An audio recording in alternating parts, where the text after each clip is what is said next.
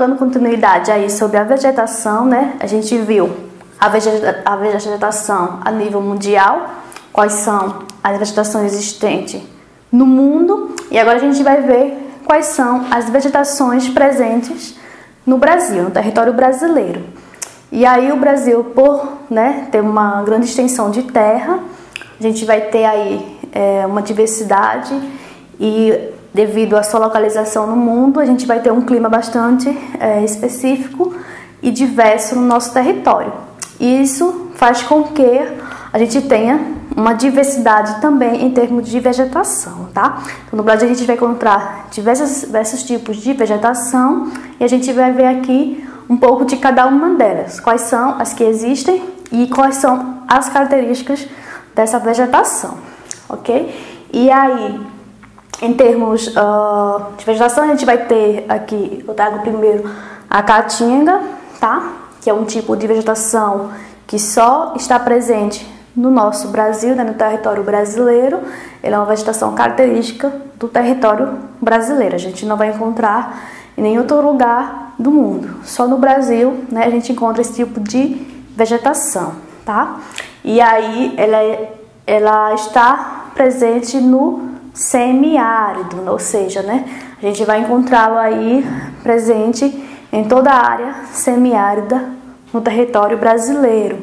É um tipo de vegetação que é específica para locais que chove pouco durante o ano, tá? Que é uma característica do semiárido. A gente vai ter pouca chuva durante o ano. E isso faz com que a gente tenha uma vegetação específica, característica para esse tipo de clima, tá certo?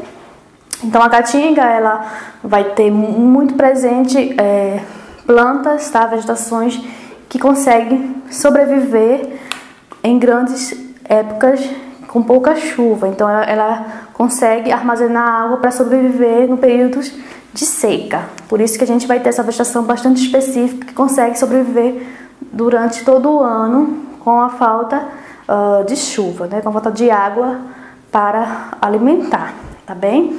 Então a caatinga, ela é bastante interessante, ela tem uma característica bastante específica assim, e é muito importante aí, um dos biomas bastante importantes para o Brasil, ok? Um outro tipo de vegetação que a gente vai ter são os campos, tá? Os campos, eles vão estar presentes especificamente na região sul do Brasil, tá? A gente vai ter essa vegetação aí específica na região sul. A gente vai ter uma vegetação arbustiva, né, de porte médio-baixo, bem característico mesmo, e é o local onde a gente vai ter muito criação de gado, né, nos campos. Então a gente vai ter uma vegetação bastante rasteira aí, uma vegetação bastante específica para essa realidade. E como na região sul do Brasil a gente vai ter um clima mais ameno, mais puxando um pouco para o frio em épocas do ano, então a gente vai ter aí uma vegetação bastante específica para o tipo climático que a gente vai ter nessa região. E aí um outro tipo de vegetação também que a gente encontra no Brasil é o cerrado, tá? Ele está mais presente na região centro-oeste do país, tá certo? Mais presente, claro, tá em outras regiões também, mas o seu predomínio é na região central aí do nosso Brasil, né? No centro-oeste, tá certo? E ele é o segundo maior bioma do Brasil. Por quê? Porque o primeiro é a floresta amazônica, tá? Então o cerrado é o segundo maior bioma do Brasil e ele tem uma característica bastante interessante. Ok? As árvores, elas não são tão altas, são de médio porte e é uma vegetação bem típica e que vem sofrendo muita transformação no território brasileiro, principalmente devido às grandes plantações de soja. Então a gente vem perdendo aí muito essa vegetação, é algo preocupante, tá? A gente tem aí uma realidade, temos as nossas vegetações e temos também a retirada delas, e isso prejudica aí todo o ciclo natural que a gente tem no território. Então o cerrado, ele é bastante importante, porém tem sofrido muito com ações do homem, tá? Ações essas que prejudicam a questão da natureza, a questão natural aí da vegetação que a gente tem no país. E uma outra vegetação bastante popular, né, é a floresta amazônica. Essa aqui está também presente no Brasil, tá? A gente tem ela em outros países vizinhos aí do nosso território, mas ela está presente no Brasil, ali na região norte, e é a maior floresta tropical do mundo, tá certo? Quando a gente falar de floresta tropical, a gente vai ter aí a floresta amazônica como a maior floresta tropical do mundo, tá certo? Ela apresenta uma riqueza bastante significativa em termos de biodiversidade, tá certo? A gente tem diversas espécies de plantas e de animais, tá? E a gente tem essa grande riqueza aí no país. E a floresta amazônica, ela traz toda essa diversidade animal e, né, em termos de fauna e flora, que é bastante importante quando a gente fala de natureza, tá certo? A floresta amazônica, ela tem uma importância gigantesca, né, em termos mundial, né, considerado o pulmão aí do mundo devido à sua intensa e sua diversidade florestal, e é uma floresta que a gente também precisa ter atenção aí, porque ela também é bastante explorada, tá? Em termos da madeira, toda essa questão aí que é preocupante, tá? E que é uma realidade que a gente encontra. Um outro tipo de vegetação, a gente vai ter os manguezal, tá? O manguezal é um tipo de vegetação que a gente encontra na área litorânea, tá bem? Próximo às praias ali, onde vai ter uma água saloba, né? Puxando pro sal devido ser do mar, tá bem? E é lá que a gente vai ter uma vegetação bem específica e a gente vai encontrar, por exemplo, caranguejos. Os caranguejos, eles moram, né, vivem nos manguezais, tá? Então é um tipo de vegetação também bastante importante e interessante, diferenciada, né, devido ao tipo de solo, de água e de planta que vai estar presente nessa vegetação, e também tem sofrido bastante com a questão da urbanização, por se encontrar na área litorânea, né, na área litoral do Brasil. A gente vai ter aí várias áreas que são cobertas para dar vez a edifícios, a prédios. Então a gente vai ter aí uma perda bastante significativa dessa vegetação. Então a gente precisa aí também ter atenção, porque é uma vegetação que existe, porém ela tem diminuído a cada dia para dar vez, né, a construções. E se a gente não tiver um cuidado nesse sentido, a gente vai acabar perdendo aí essa vegetação, que é uma vegetação bastante importante, que a gente precisa preservá-la, tá bem? E aí, outra vegetação também que a gente encontra na área do litoral, tá? No Brasil é a Mata Atlântica, tá? Atlântica porque o Brasil ele é banhado pelo Oceano Atlântico, então toda essa área litorânea do Brasil, a gente vai ter aí a Mata Atlântica nessa parte, e é um dos biomas mais ameaçados do planeta. Por quê? Porque, assim como o manguezal, tá? A gente vai ter a questão do crescimento aí, da urbanização que ocorre nessa área litorânea aí do país. E isso faz com que a gente tenha o desmatamento dessa vegetação, a retirada da vegetação para dar vez a prédios, tá? A edifícios, né? E aí a gente tem todo um contexto aí de crescimento, de urbanização nesses locais, e para que a gente consiga construir, a gente precisa ter um terreno sem plantas. Então a gente acaba tendo aí um intensivo desvastamento. A gente tem aí uma retirada bastante forte da Mata Atlântica, por isso que ela é uma das que dos biomas mais ameaçados aí do planeta, porque essa localização fica justamente no litoral, e a gente tem no litoral diversas capitais e elas são bastante urbanizadas, e a cada vez mais vem se urbanizando, e para isso vai sendo retirado aí essa vegetação. Então é algo também que a gente precisa ter uma preocupação e pensar uma forma de tentar manter aí essa vegetação. Não é fácil, mas é preciso aí atenção e medidas que venham a tentar preservar essa vegetação no Brasil. Uma outra mata que a gente vai ter vai ser a mata de araucária, que ela é típica de regiões de clima subtropical e está presente principalmente na região sul e em São Paulo, tá?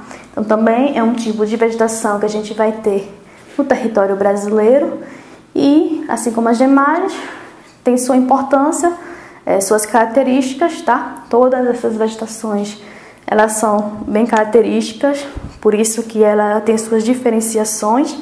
Isso vai desde o tipo do solo ao clima, né, de cada lugar, tá?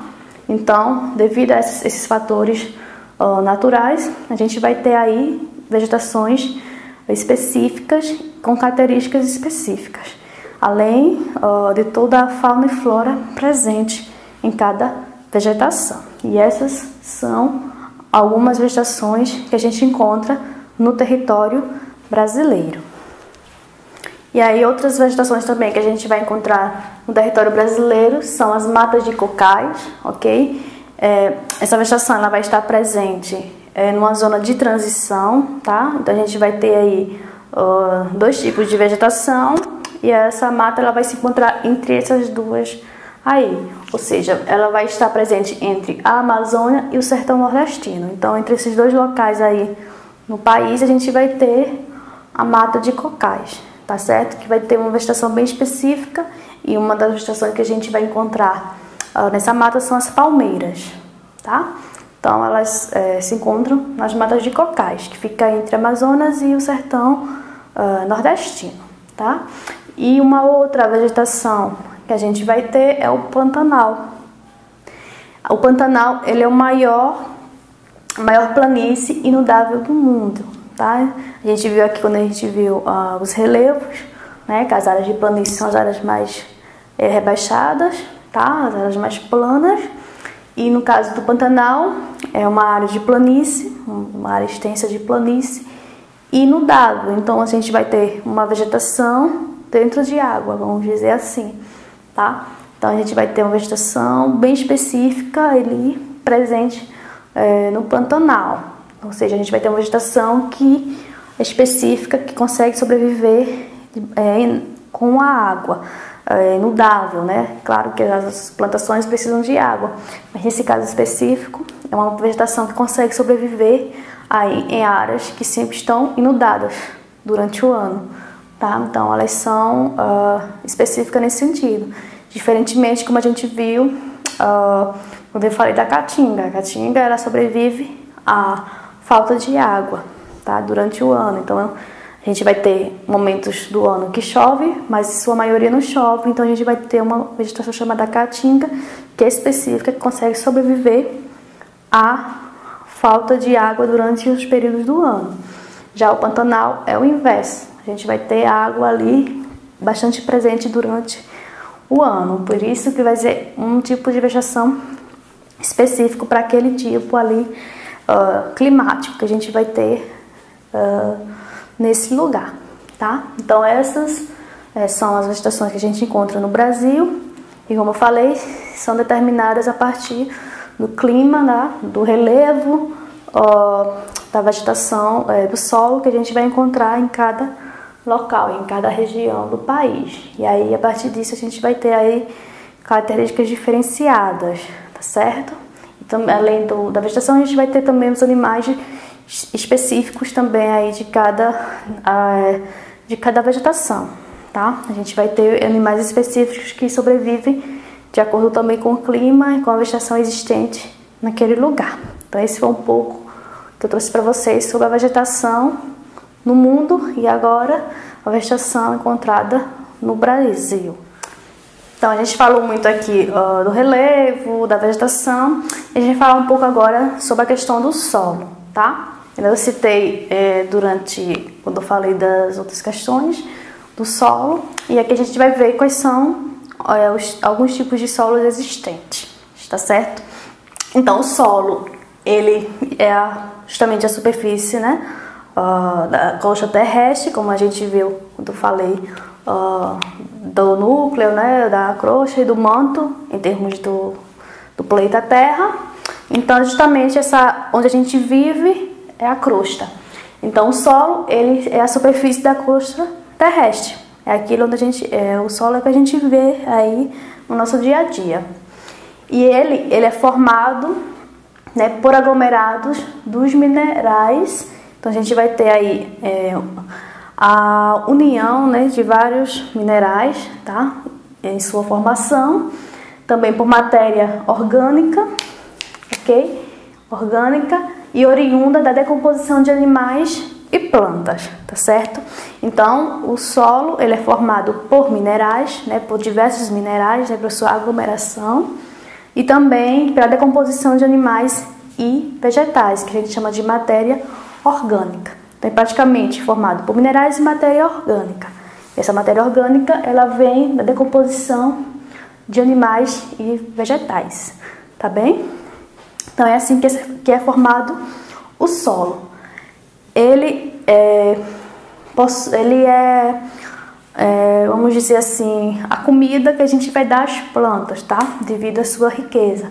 Então, ele é uma fonte de nutrientes para as plantas. Por isso, quando a gente vai fazer uma plantação, a gente precisa saber qual é o solo, né, e quais são o tipo de solo, para a gente saber mais ou menos quais são os nutrientes e se aquele solo está apropriado ou não para o cultivo, tá, de plantação. E ele é usado muito para a questão da produção agrícola, tá certo? Nesse sentido aqui que a gente vai falar um pouco do solo. O solo, a nutrição aqui existente nele e seu aspecto favorável ou não para a questão do cultivo, tá? Da produção agrícola. E aí a gente vai ter diversos elementos, vamos falar assim, de influência no solo, tá? A gente vai ter o solo e a gente vai ter alguns elementos que influenciam para a existência de cada tipo de solo, tá ok? E um deles é o clima, ok? Então, a gente vai ter, né, cada solo devido ao clima também. Então, o clima ele influencia muito para que a gente venha a ter determinado tipo de solo. Por exemplo, em locais que chovem muito durante o ano, a gente vai ter um determinado tipo de solo. Em locais que chove menos durante o ano, a gente vai ter um outro determinado tipo de solo. Então, o clima ele é um dos determinantes para a existência do tipo de solo no lugar, tá? Uma outra influência que a gente vai ter são as rochas, tá? A gente aí vai ter alguns tipos de rochas e essas rochas elas vão influenciar no tipo de solo que a gente vai ter, tá bem?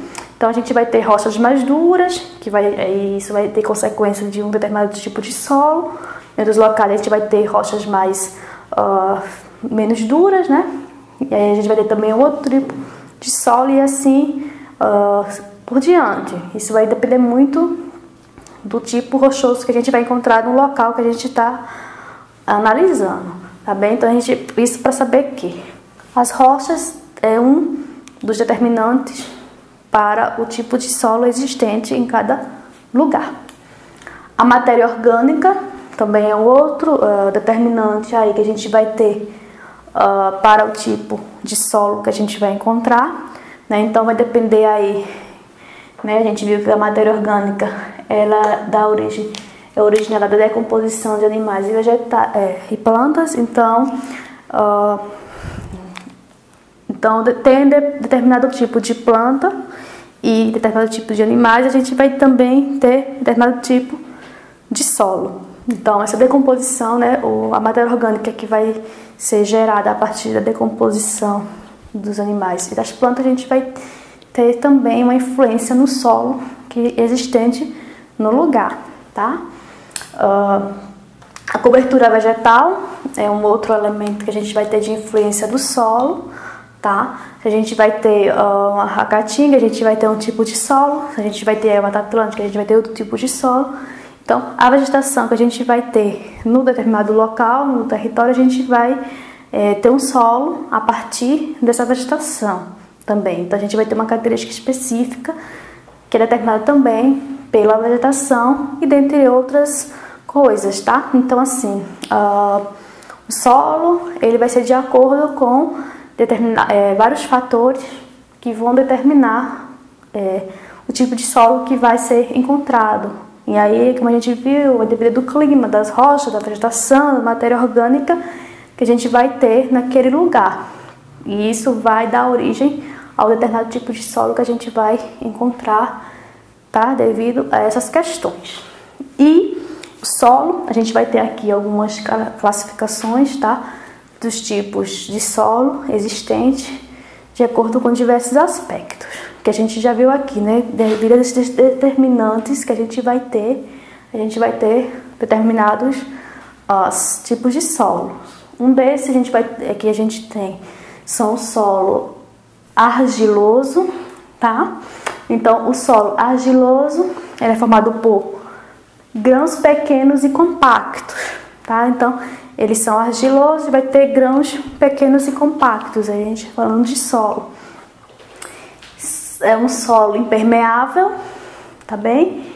E possui muitos nutrientes, o que é favorável para a atividade agrícola. Então, um solo argiloso, ele é um solo positivamente no sentido de produção agrícola. Então, se a gente vai ter um solo argiloso, a gente pode ter uma plantação que venha a ser favorável devido a esse tipo de solo, tá certo? Então, são solos bons para plantação, tá? Para o cultivo, para a atividade agrícola, tá bem? Então, é um solo específico que é gerado a partir de todos os elementos aí naturais que existem.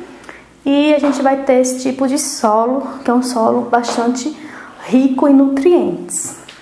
Já o solo arenoso, né, já é um solo que tem uma grande quantidade de areia, tá? E isso faz com que a gente tenha, não tenha um solo muito favorável aí, com poucos nutrientes, e para a plantação é um solo que não é muito favorável, tá? Porque ele é muito permeável, então a gente vai ter aí muita areia, então ele vai absorver bastante a água e faz com que a gente vai ter aí um solo que não é muito rico para a plantação, tá bem? E isso vai ter consequência, né, ter poucos nutrientes devido ao tipo, né, da quantidade de areia aí.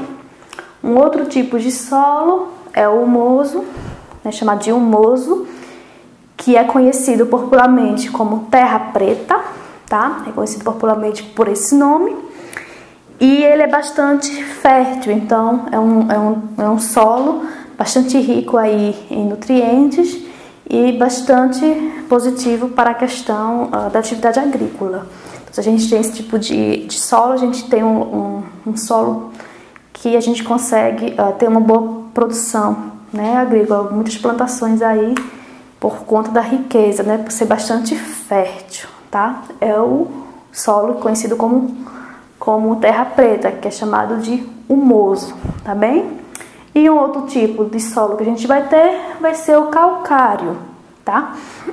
O solo calcário, ele tem pouco nutriente, tá bem? Por ter grandes partículas aí rochosas. Então, o calcário, ele tem muita rocha, muitas partículas de rochas, tá? Popularmente conhecido como pedras. Por isso que ele não vai ter muito nutriente e, em termos de atividade agrícola, ele não é muito favorável devido a ter muitas partículas aí. E é um solo tipo de regiões desérticas, tá bem? Então, o calcário, ele não é muito favorável para a atividade agrícola devido à sua característica, tá bem? Apesar de a gente ter esses tipos de solo e uns serem mais favoráveis e outros não para a atividade agrícola, a gente vai ter a questão da transformação que pode ser feita para que um solo que seja considerado não produtivo em termos de atividade agrícola, ele venha a ser produtivo, tá? Já existem estudos e pesquisas que fazem com que um solo que era considerado não produtivo venha a ser produtivo através de químicas aí, né, de materiais que são colocados no solo para que aquele solo venha a ser mais fértil, tá? Então são inseridos aí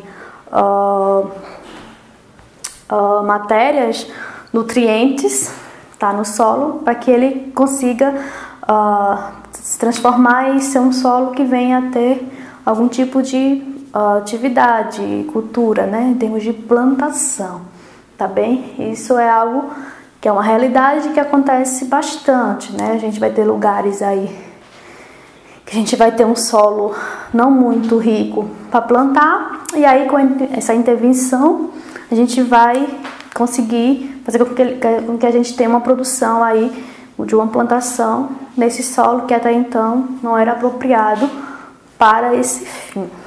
E falando de solo, a gente também pode falar da questão da sua contaminação, tá bem?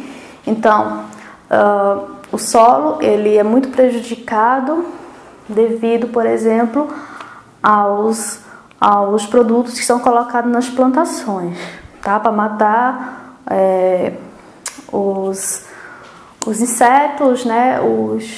Os insetos que prejudicam a plantação. Então, o que acontece? Os produtores, né, os donos da plantação, mandam colocar esses químicos, e esses químicos eles prejudicam o solo, que é algo bastante preocupante. Por isso que é importante que os grandes produtores a cada dia façam uso de produtos que não sejam muito tóxicos, para que o solo não seja contaminado, porque a gente vai ter um solo que está próprio para plantar, né, rico em nutrientes, porém com ação química inapropriada, né, com tóxicos, vai acabar fazendo com que aquele solo perca seus nutrientes, o que é desfavorável, tá bem? E uma outra também questão que vem a prejudicar a questão do solo, né, a questão nutrientes do solo, é a questão dos resíduos sólidos que são jogados aí nesses lugares, tá bem? Então o lixo é algo que é preocupante e que contamina o solo. Então a gente também tem esse fator que ocorre bastante e que precisa ser combatido para que o solo ele não seja prejudicado, para que ele não perca seus nutrientes, para que ele não seja contaminado. Então a gente precisa evitar aí a jogada de resíduos, né, de lixo no solo, porque esse pode prejudicar aí o solo, tá bem? Então é praticamente isso, tá? A gente vai ter o solo, né, que é justamente onde a gente se encontra, né, a camada da crosta aí da terra, tá bem? E ele é bastante importante. E no contexto de atividades agrícolas, a gente vai ter aí os tipos de solos apropriados e não, e a intervenção também humana que faz com que determinados solos que a gente considerava que não tinha condições de cultivar nenhum tipo de planta, a gente venha cultivar a partir de ações aí de colocar nutrientes nesse solo. Tá? Então é uma das ações que são feitas para que determinados solos sejam adaptados e venham a ser apropriados para atividades agrícolas. E uma outra questão é a questão da poluição que ocorre, que prejudica os solos. A gente precisa combater, tá? Então é importante que a gente pense, que a gente tente não contaminar o solo porque ele é uma fonte rica, é dele que a gente vai ter aí a natureza, né? Vai ter a produção de alimentos esses que a gente necessita, né? No nosso dia a dia, tá bem? Então, a gente viu aqui um pouco do solo, que faz parte dos estudos da nossa geografia.